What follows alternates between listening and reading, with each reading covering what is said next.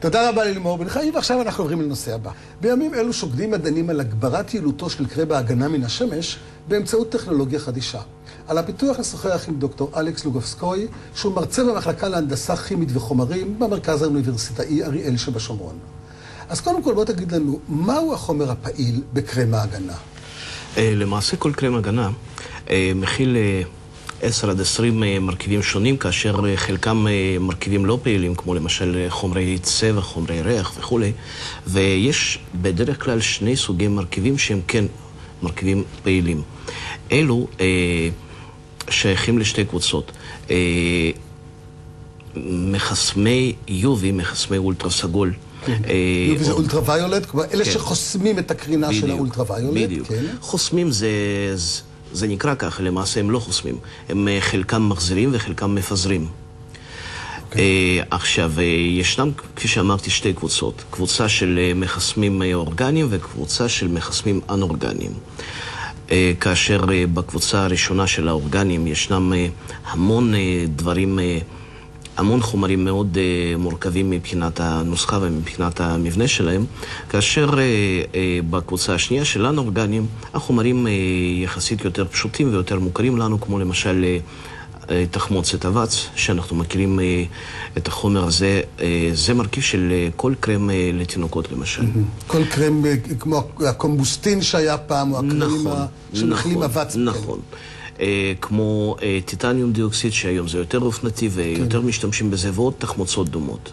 אז אנחנו למעשה מדברים על שיפור של פעילות של חסימת UV, אם אנחנו כבר נגדיר את זה ככה, גם של האורגנים וגם של אנאורגנים. כלומר, אתם פיתחתם איזושהי שיטה שיכולה לשפר את היעילות של החומרים הקיימים. נכון.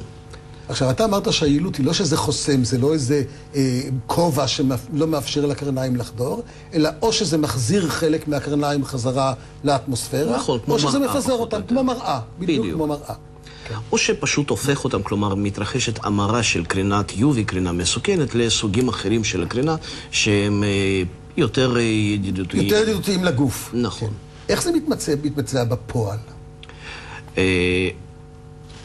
זה מאוד פשוט, כלומר, כאשר אתה קונה למשל איזשהו קרם הגנה בבית מרקחת, ואתה מורח אותו על הגוף, ואתה יוצא לחוף הים, אז הקרינה מהשמש, שהיא אמורה לחדור למעמקי האור, ולבצע שם אפקטים שונים, חלקם טובים וחלקם פחות טובים, אז חלק די ניכר של הקרינה הזאת זה פשוט מתפזר, מוחזר. בקיצר, הוא לא מגיע ליעדו. הוא לא מגיע ליעדו, וזה מה שאנחנו רוצים. כלומר, אנחנו רוצים למנוע מהשמש לחדור ולהישאר עם התענוג של הים. נכון.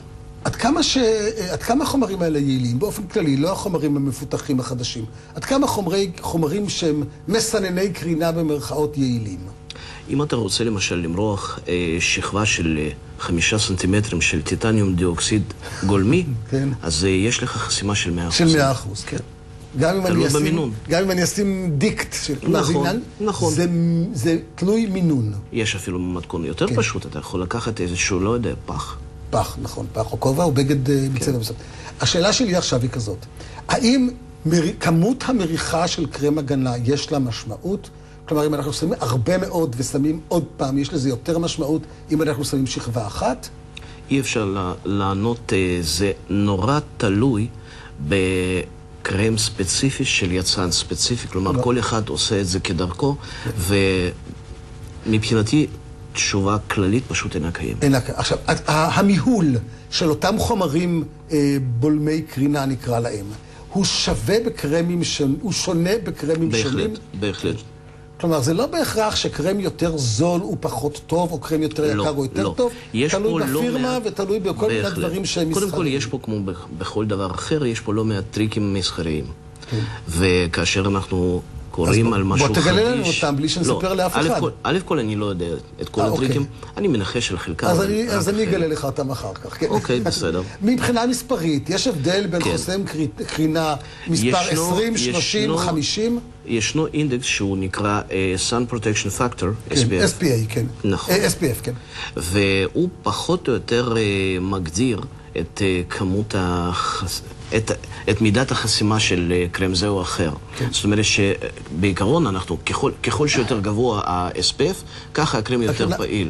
ככל שזה יותר גבוה, הוא חוסם יותר. נכון. אבל השאלה, האם זה הולך בצורה מסוימת, או האם זה הולך, האם ההבדל בין 1 ל-10 הוא הרבה הרבה יותר גדול, מה שבין 40 ל-50?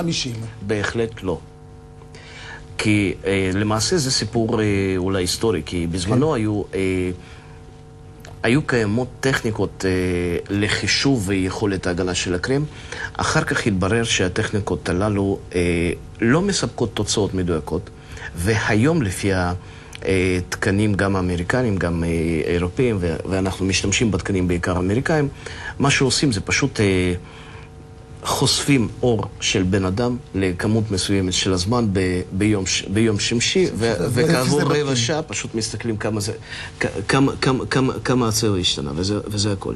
עכשיו, אם אני משווה את הקרם, את הטכנולוגיה שאתם פיתחתם, ולוקח קרם, לא משנה של איזו חברה, ב-SPF 15, ולוקח את אותו כמות של חומרים שהם מסנני קרינה עם הטכנולוגיה שלכם, לאיזה חסימה אנחנו נגיע? קודם כל אתה לא יכול. כי זה לא אותם חומרים? אתם לא משתמשים באותם חומרי גלם? אני אשתדל להסביר. כן.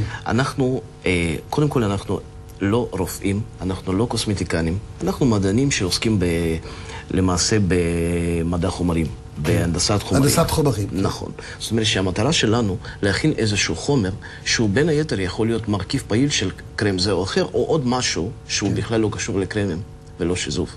כלומר, זה על הדרך הכנסתם את זה גם לקרם. בדיוק ככה. זאת אומרת שלמעשה זה היה צירוף מקרים. אנחנו חיפשנו דבר אחד, מצאנו במקרה דבר אחר, והיה מישהו שאמר שהדבר האחר הזה הוא לא רע.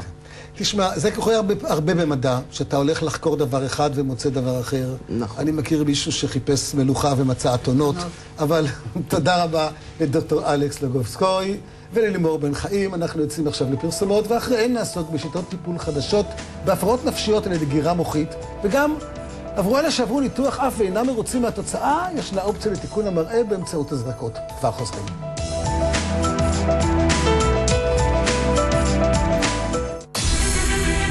הרגשתי שאני נכשלתי בתור מי שאני. אנחנו מנסים להיכנס להיריון ולא הצלחנו. הבית לא סובל אותך, שתהיי בעניינים, הבית כמו סיר לחץ בגללך. אנחנו פה בשביל להציל את החיים שלנו.